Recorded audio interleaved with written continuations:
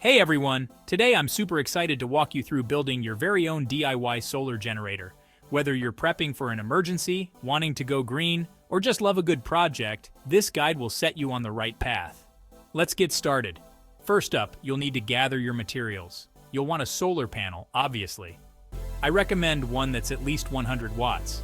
You'll also need a battery. A deep cycle battery works best for these projects.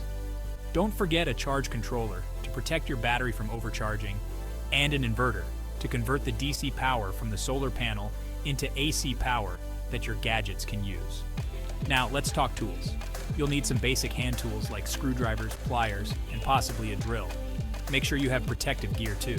Safety goggles and gloves are a must. Alright, step 1. Setting up the solar panel. You want to position it where it'll get maximum sunlight. If you're mounting it on a roof, ensure it's secure and won't be shaded by trees or other buildings. Next, connect the solar panel to your charge controller.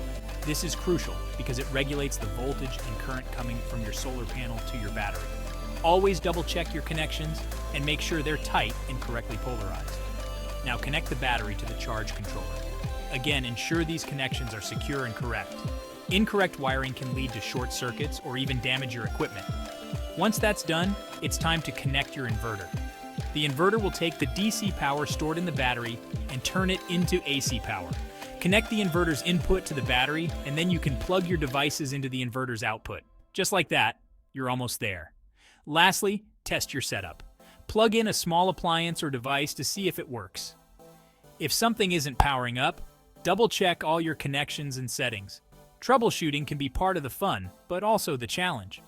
And there you have it, your very own DIY solar generator.